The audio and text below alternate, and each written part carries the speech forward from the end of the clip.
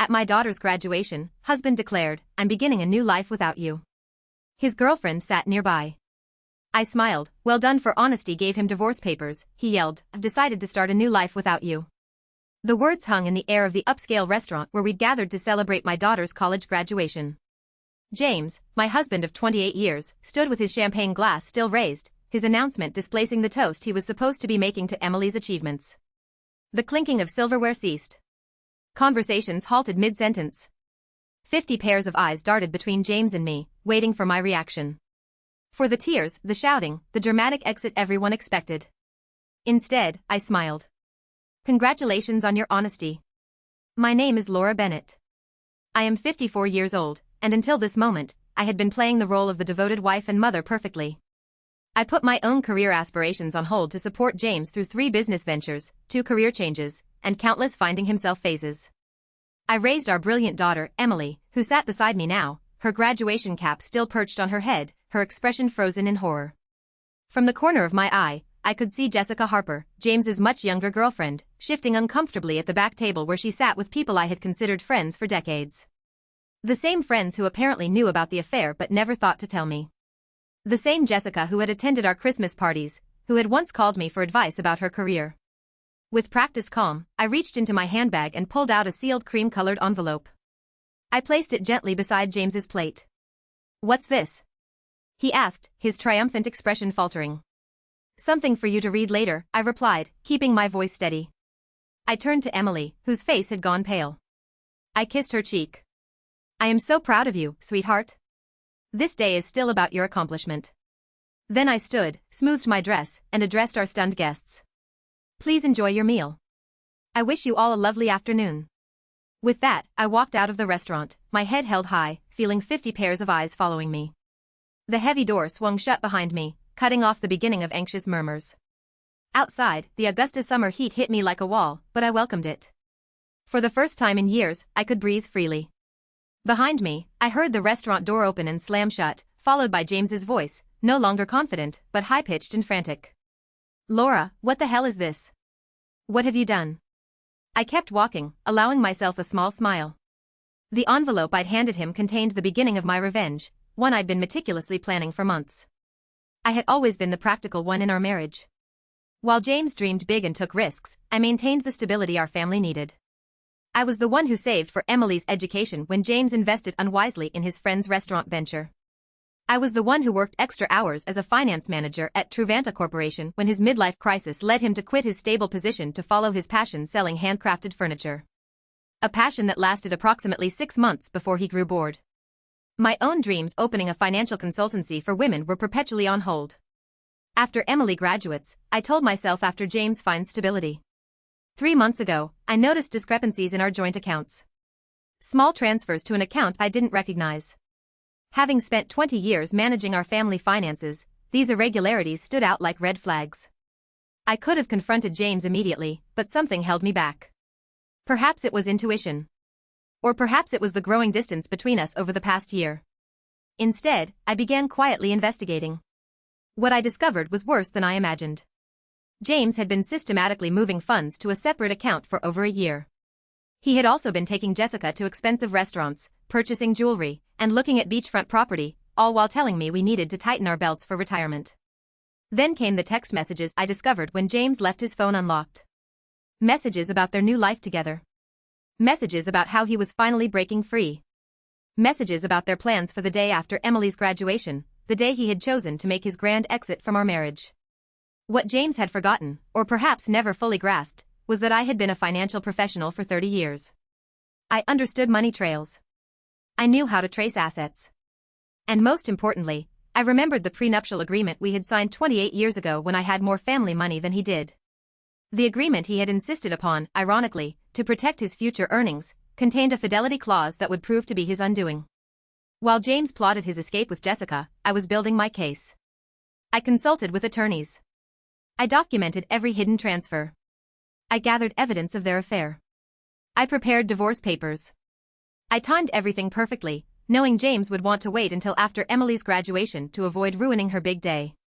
What he didn't expect was that I would serve the divorce papers the morning of the graduation before his planned announcement. But with the papers still safely hidden in court records not yet accessible to him, what James didn't know was that I was always 3 steps ahead. I didn't return to the restaurant. Instead, I drove to our home, a spacious colonial in Augusta's historic district that we had purchased 15 years ago. The house that James had already promised to Jessica, according to text messages that he didn't realize I had seen. I parked in the driveway and calmly entered what had been our shared space for over a decade. Everything looked the same.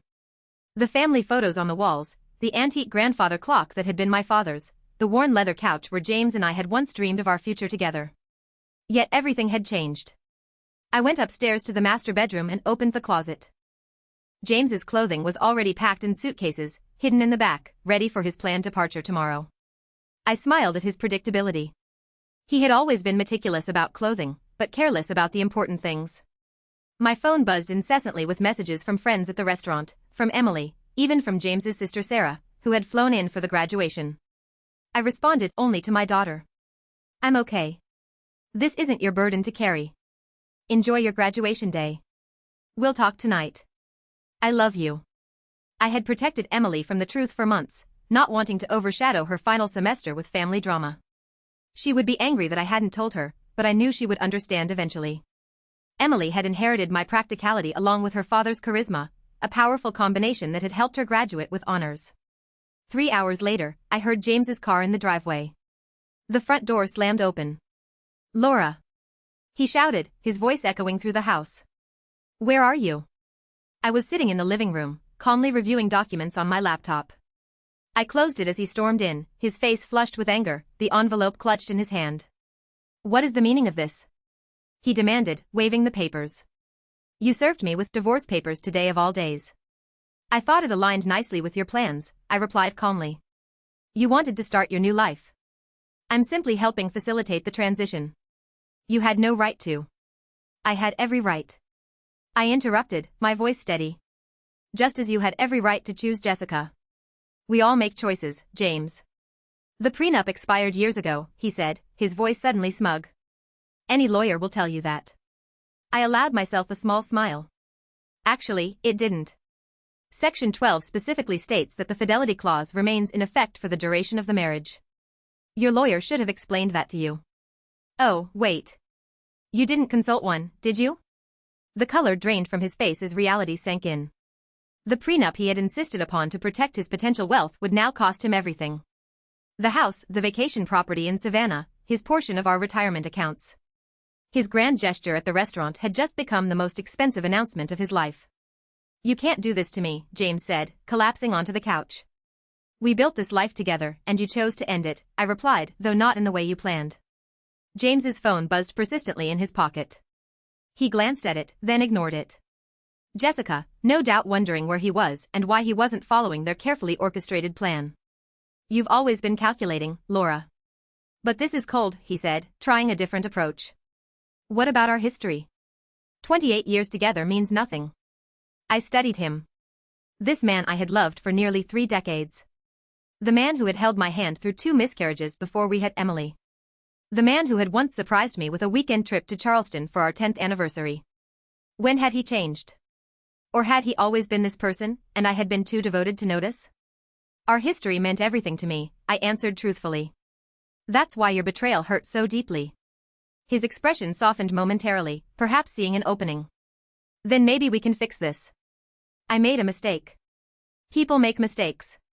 This wasn't a mistake, James. This was a calculated plan spanning more than a year. You systematically moved our money. You looked at property with her.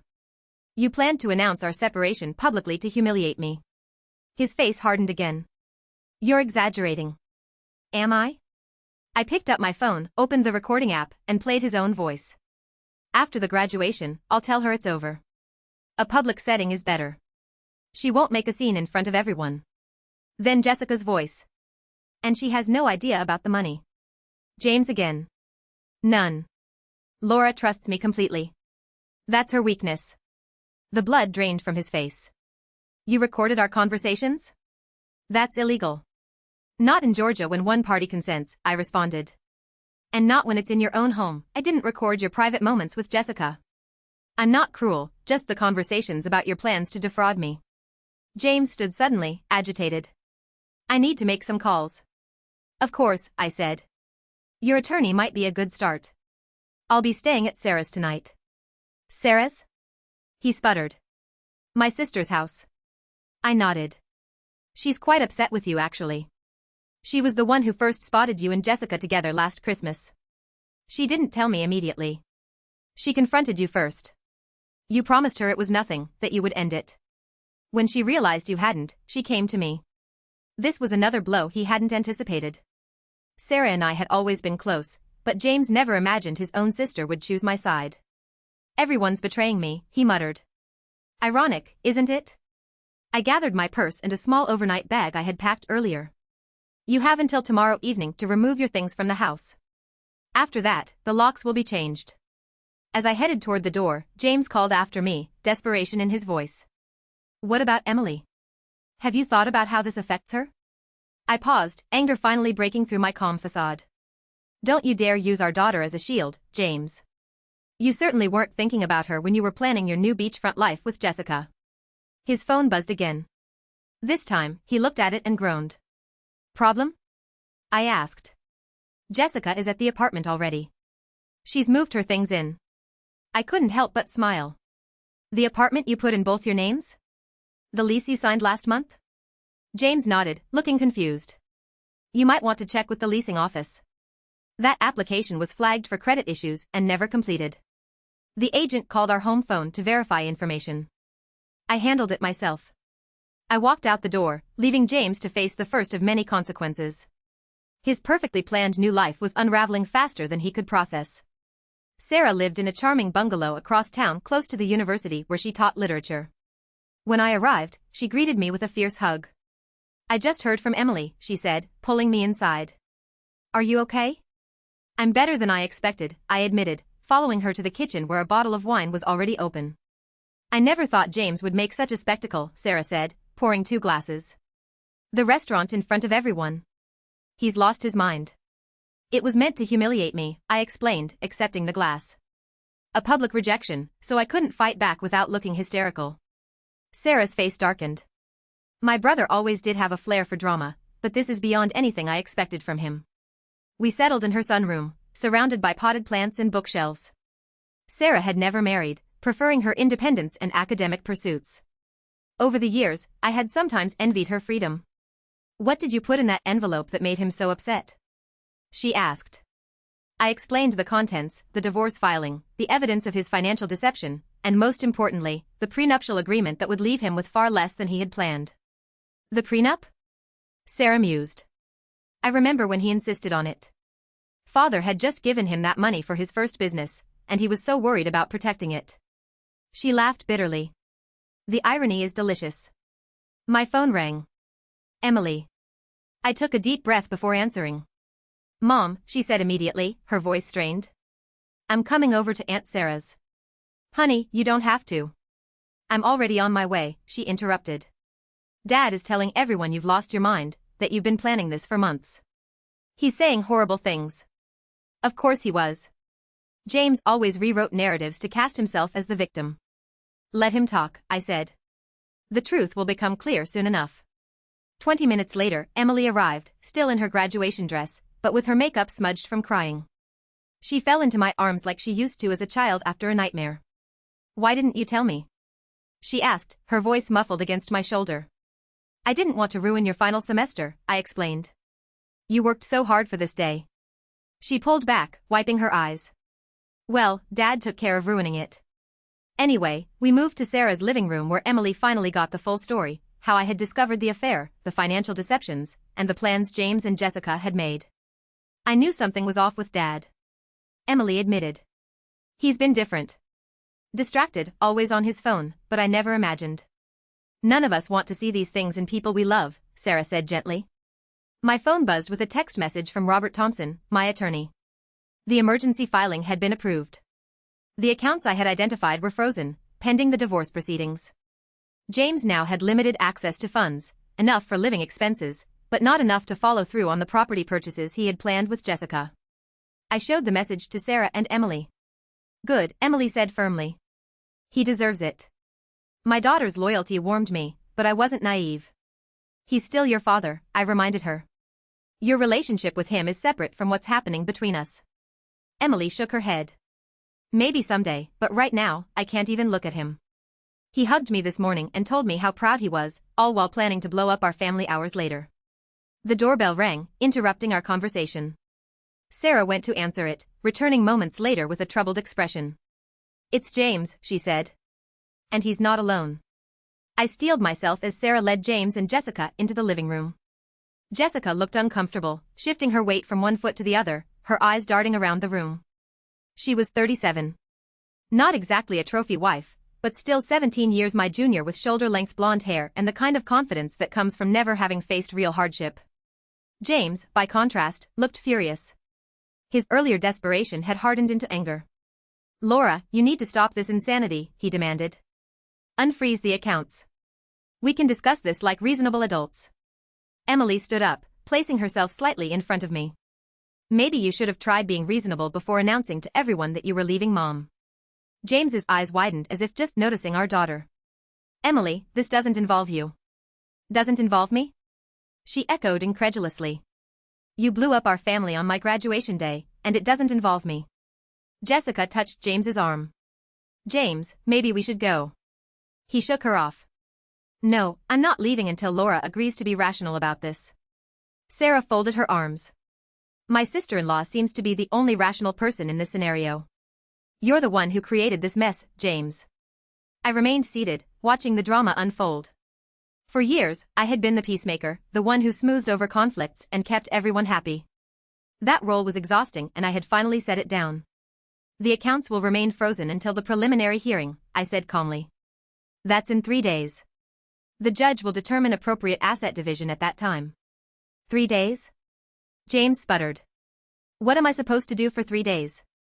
You have your personal account, I reminded him. The one you've been funneling money into for the past year. That should be sufficient. Jessica's head whipped toward James. You have a separate account with how much in it? An interesting dynamic was emerging. Clearly, James hadn't been entirely forthcoming with Jessica either. James ignored her question. This is vindictive, Laura. This isn't like you.